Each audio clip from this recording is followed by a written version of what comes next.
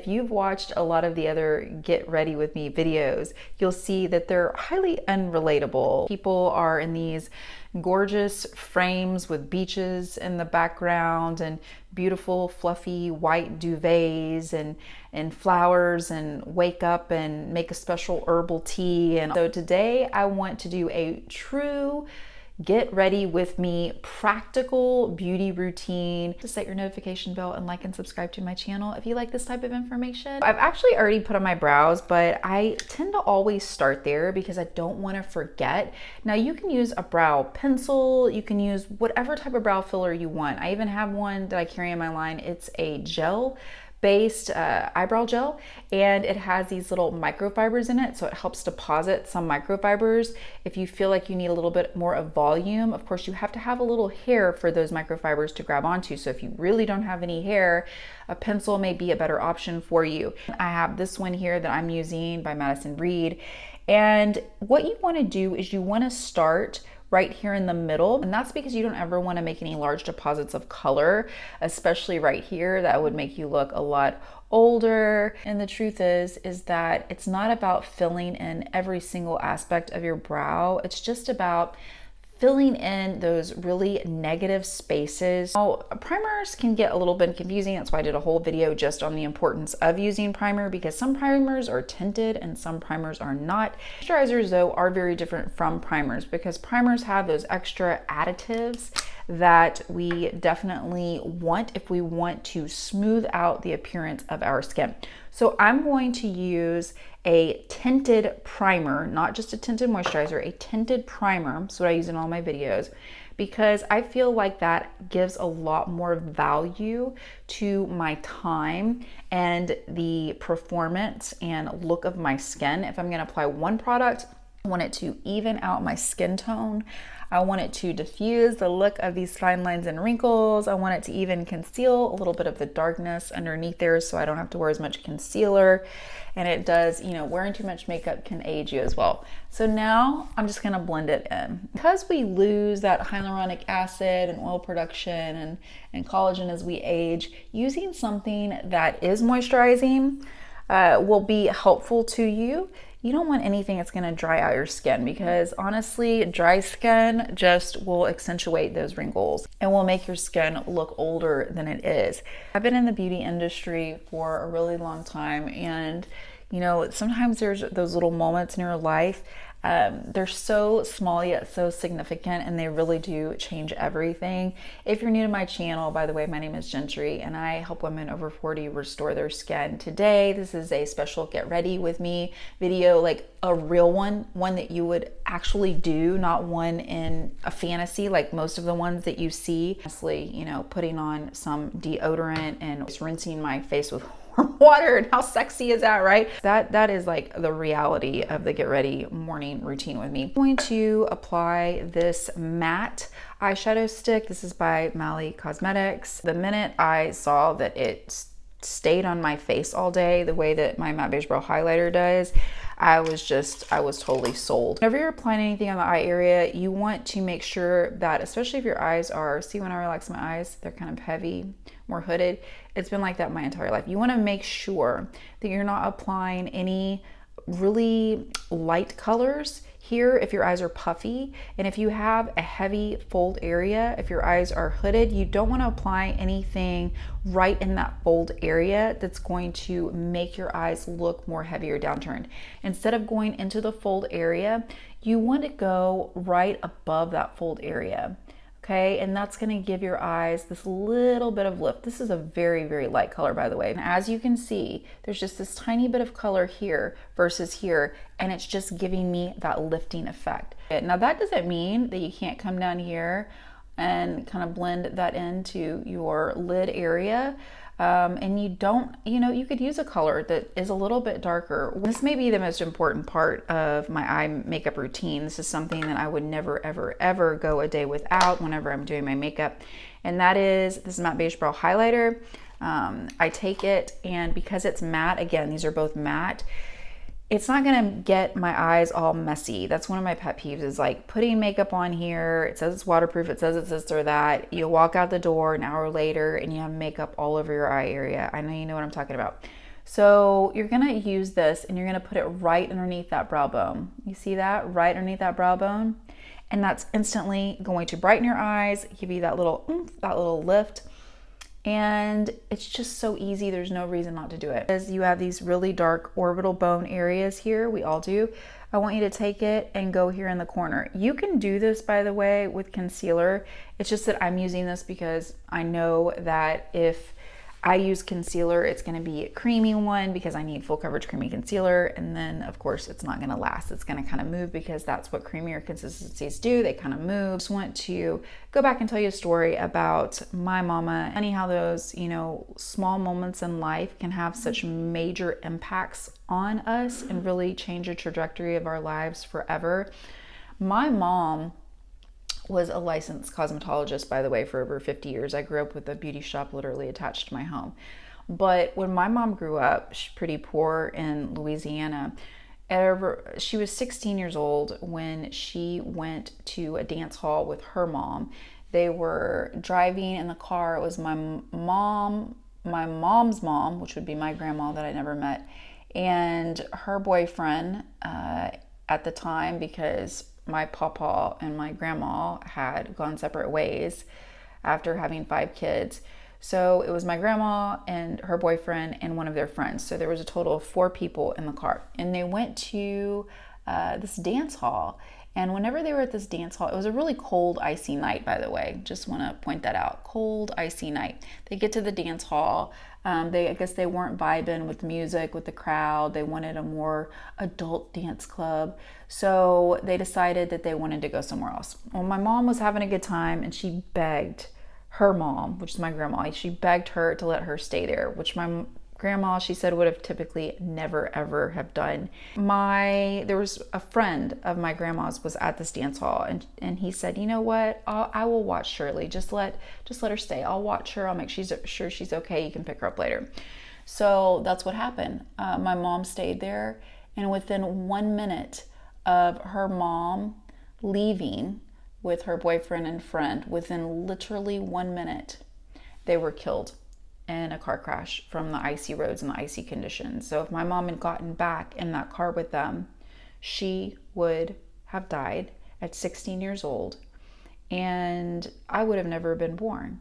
So that's a pretty huge realization, and pretty devastating, to be honest. And so, not to get off on a sad note here, because we're doing fun things to do today. We're doing makeup.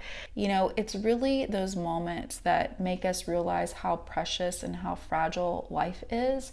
You know, not only did my mom grow up without her mom as an adult, but just to realize that she wouldn't be here and I wouldn't be here if in that moment she hadn't stayed is really just very powerful for me, and I don't take it for granted. So when I'm here able to share these types of moments with you, while they might just be get ready with me in the morning, you know, whatever, videos, I take serving you really seriously.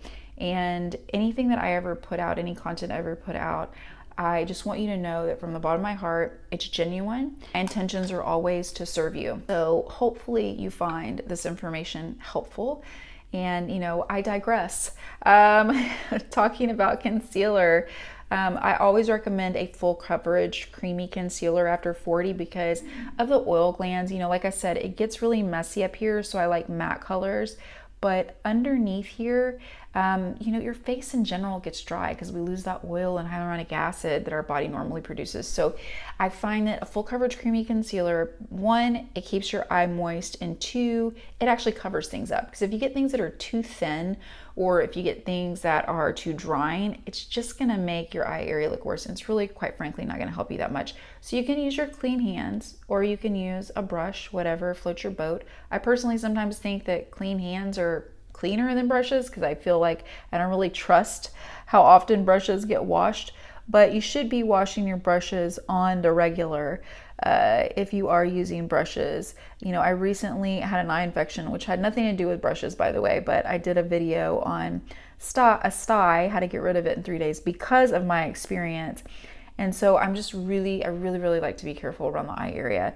And by the way, notice how I'm just focusing on where the darkness lies and I'm pressing it into my skin. The more you blend, the more you kind of press things into your skin, the more natural they're gonna look. And also I go smile, act like you like me. I've been saying this for like 25 years when I would do makeup on brides. I would always do that just to see where I wanted that blush to go for on the cheekbones. And also, you know, as we age and we start seeing these fine lines, we want to avoid putting too much makeup in those areas where it can look cakey. So you might be thinking, well, that's great and dandy, but how am I going to get this concealer to stay in place? Because, you know, so often that is the concern. We use our concealer, a few minutes later we are seeing it cake and crease. This is another value of using the tinted primer that I always talk about, is when you use that tinted primer, it smooths out these fine lines and wrinkles. It also gives you some coverage so you don't have to go over it with the concealer again. Take a setting spray. I like this one by Benefit, but there's lots of good setting sprays. I spray some in the palm of my clean hand, and instead of spraying it all over my face, I just press it. I literally just press it around my eye area because I know this is going to act like a sealant. And this is the other thing, you know, I used to run around with a powder compact with the rest of them, especially in my 20s. But when you do that, powder can make your skin drier, it can accentuate the wrinkles. You might find yourself putting powder on multiple times a day if you do have a compact. And if you do that, the more makeup you're putting on your face, the more chances of, if you're oilier, it's going to contribute to the oil, or it's going to look a lot cakier, which can make you look older. So we have our matte shades on. Took me, 30 seconds to apply each one of those. You know, we shaped the brows. They look nice and natural. We applied our tinted primer all over the entire face, so we have some nice coverage to smooth out the appearance of, you know, whatever it is you're trying to conceal, or smooth out the texture. Also covered up some of the darkness underneath my eyes. Then I went back underneath my eyes with the concealer, sealed it in with a little setting spray like this. I don't know why I love to make little sounds like that sometimes in my videos. Here's a side note: if you have those little red capillary veins that have busted anywhere in your face or around your nose area, you can take the setting spray and kind of do that the same way you did underneath your eyes, around your nose, to kind of help make sure that makeup stays in place so you're not having to reapply it throughout the day. I've really loved using this navy color next to my brown eyes. It adds a little bit more softness as opposed to the black that I've always worn. This is just gonna be a little hack for you, okay? Eyeliner that I'm using is waterproof eyeliner, but I'm here to tell you almost no makeup is truly waterproof. I will say Stila is probably one of the best ones. Kat Von D is another one, if you're using liquid, that I feel like really will stay on for the most part, like 90% of the time. But if you're not comfortable wearing liquid, or if you don't want to mess with it, and most certainly every day when I'm just going and want my makeup done under 10 minutes, I'm not using liquid eyeliner anymore, because it just takes more precision. It takes me a little bit more time.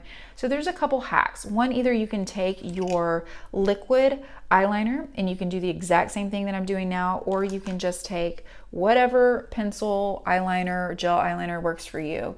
And what I want you to do is I want you to just hold your skin taut, and we're just making a tiny little line, and we're kind of making this line pointed up towards wherever the end of our brow stops. You see that? It was just a tiny little line. I'm not going all the way across. Now, this is just an option. And again, this is a get ready with me video. So I'm telling you all the simple little hacks that make me feel, you know, pretty, very least feel put together without doing a full face of makeup. I just don't have time for it. And even if I did have time for it, you know, it's usually not a priority. So let's talk mascara. I'm going to use a brown mascara. I typically like black, but I just have brown open right now, so I'm gonna use a brown mascara. And this is the deal. I just avoid applying mascara on the bottom lashes altogether during the day because I just don't want to deal with the mess. It's just that simple. Using a tubular mascara, it dries a little faster, I will say, at least in my experience, But the one thing is that it doesn't, because of the way that it comes off, it doesn't flake or have the opportunity to ever fall into my eyes, which is really important for me because I have really dry eyes, really sensitive eyes. So that's one reason I'm using a tubular mascara. All that means is that it kind of wraps around your lashes instead of the traditional or conventional mascara. This one here is Prime Promedics. They gifted this to me, some makeup a while back, and I tried it and I do like it. I wear it on occasion. This one, I can't remember what it retails for, but I know there is a really super affordable one by a different brand. Just Google tubular mascara and it'll come up. I usually just grab something that's really soft and easy to use, whether it is a lighter color like this, just placing a little bit on my lips, or I have this plumping lip gloss that I like. It's really light also, so sometimes I can come in with it. And then throughout the day, I'm really, just using chapstick for the most part. So that's it. These are the ways that I love to get ready. And last but not least, the hair area.